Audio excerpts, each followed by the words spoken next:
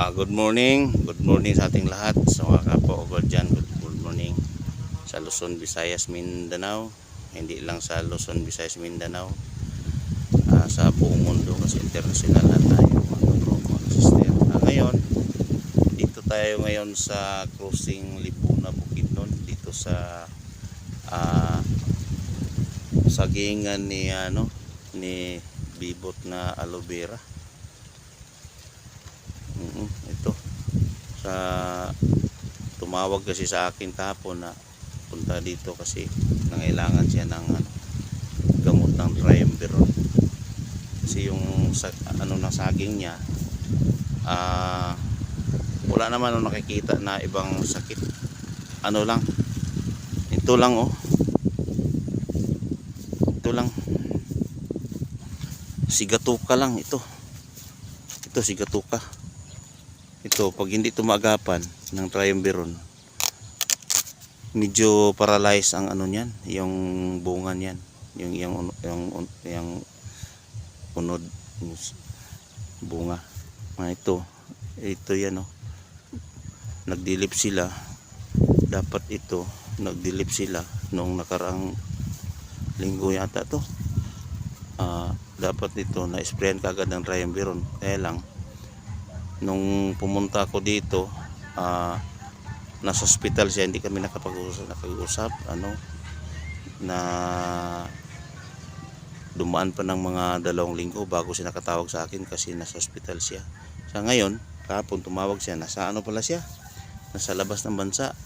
Pinupunta niya ako dito kasi may taon siya dito. Pinatingnan niya itong niya, yung saging niya. Ito, maraming ang sigatuka. Wala naman ako nakita na ibang sakit. Ayan, ito lang. Ayan lang. Ito. Wala akong nakita sa ibang sakit ng niya, yung saging niya.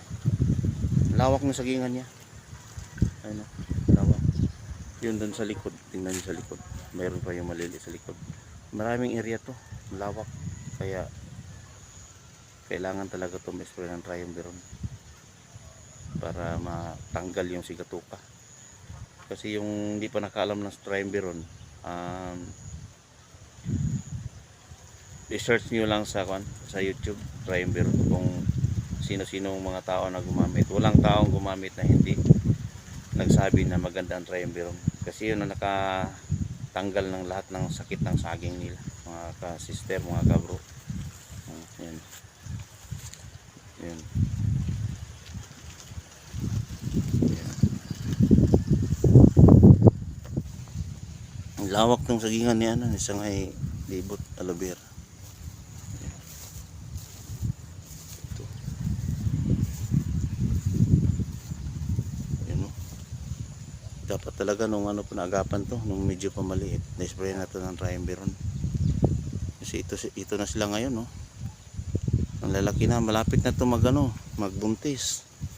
Mga 1 buwan ngayon. Mayroon na nga nagbuntis, mamumunga na ito. Yun. Yung ibig sabihin magbubuntis, yung ganyan, yung last na niya, maliit na yung niya, pinakalas na dahon niya, maliit na, malapit na ito magbuntis. Yung niya dito, katiwala niya dito. Yan. Tsaka yun, yung sagingan niya hanggang doon, ang lapad na lawak ko. Itong nakikita dito sa paligid, iba pa yung nasa ibang area. Ang dami area nito. Hindi ko alam kung ilan area to, hindi lang ito yata 6 na area. Bawat area ang lawak, tingnan niyo, makikita niyo naman, ang luwang talaga. Kaya kailangan talaga ito na maagapan, kasi pag hindi ito maagapan ng triumviron, dadami ito, aakyat ang nito, yung ganito, yung nakikita nyo ganito, itong parang namamatay na ito, aakyat yan hanggang taas yan. Yan, sayang. Ang mahal pa naman saging ngayon dito, 50 yata ang saging dito, mahigit 50 pesos per kilo, mahigit ang saging dito. Ito yung saging ni Sangay Bibot ng Labera. Ayan o. May ano na, may tama na itong isang area niya. May muko na. Ayan o. Yan ang muko. Ayan o, may tama na yung saging niya. Kailangan talaga to ng triumviron. Ito. Ayan o. Marami ng tama. Ito yung ano, pang-anim na area niya. Yung una niya, pero bawing-bawi na to. Bawing-bawi na to kasi hindi lang 5 beses na to nag-harvest dito. Marami na. Bawi na to. Kumbaga ano na lang to. Bonus na lang to eh. Ayan o. Yan, tingnan mo yung mga luma niya ano, dating kuhaan ng bunga. Ayan o. Ayan, na puno na. Marami nang nakuha dito. Kumbaga bonus na lang to. Itong sakit normal na to kasi pag umabot ng saging ng 5 taon, 4 na taon, normal na yan. Yung mga sakit na yan. Ito, normal na yan. Kaya ito, ngayon, wala na to bo. Parang bonus na lang to eh. Yung ano, natira dito. Kahit na may sakit ito, pero ano na, bawing-bawi na, sobra na to. Sobra sa bawi na to. So, doble-doble ng ginansya dito. Ayan, ayan. Ito. Ayan.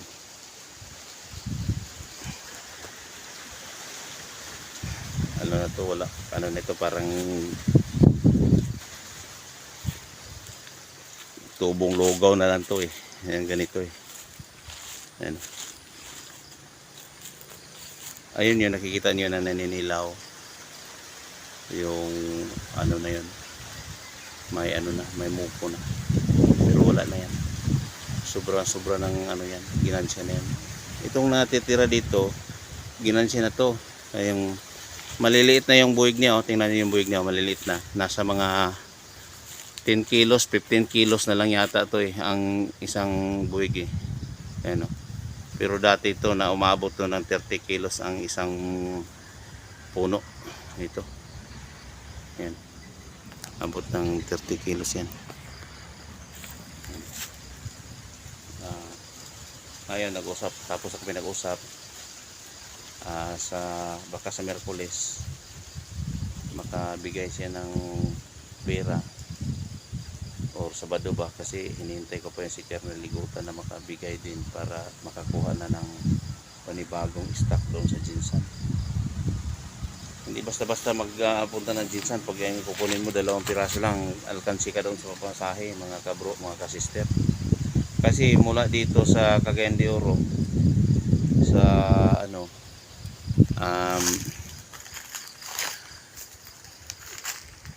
terminal hanggang Jinsan, ang gastos mo doon 1-2 ang pamasahe mo doon sa bus. Pag pumunta ka daw ng 2 lang, lakansi ka sa pamasahe mo. Kaya dapat dito pag pumunta ka doon mga 10 yung kunin mo para lakansi sa pamasahe. Eh kain mo pa, magkano, 1-2 na, kain mo pa 500. Kulang yung 500 kasi bali 3 araw ka doon bago makabalik, kasi yung biyahe doon gabi lang. Mula dito sa ano, sa terminal, alis ka diyan ng gabi.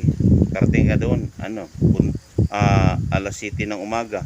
Tapos maghintay ka naman sa bus pagka gabi na naman ka uli makabiyahe, hindi ka makabalik agad.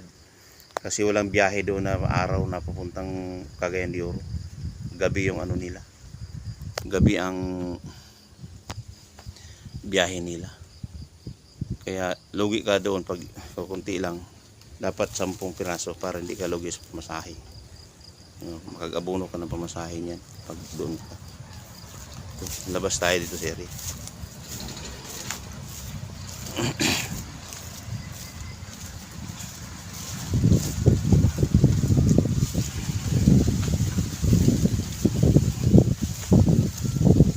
baka sakali sa ano, sa Sabado makakuha na tayo para makag-spray na si Sangay dito ng ano niya, saging niya. Ito sa itong mais sa kanya pa rin to. Ano? Yung maisan sa kanya to.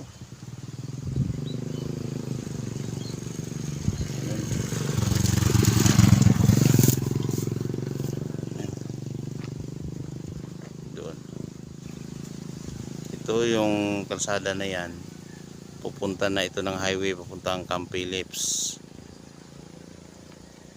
Ito naman pupunta ng Camp 14. Dito tayo ngayon dumaan kasi diretso na tayo ng Damilag. Punta tayo ng Damilag, Manolo Portage, diyan na tayo dumaan ngayon. Ito na yung ano, yung saging ni Sangay, Bibot, Aloe Vera. May ano na, may tama na. Ito ano lang to. Kung ano pa lang to, pinapagpatuloy na lang itong may bunga, pero wala na to. Pupunta na ito sa clearing operation. Ito may bus na ito dumarating, oh. Ano,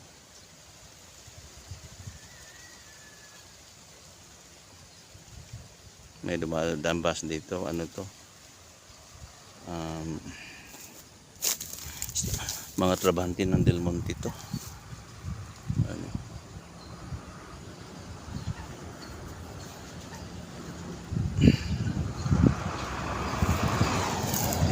hi, what's up?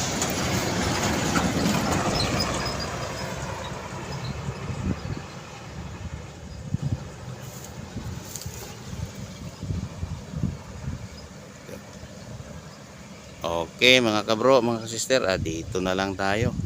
Hanggang dito na lang. Okay, tama-tama din.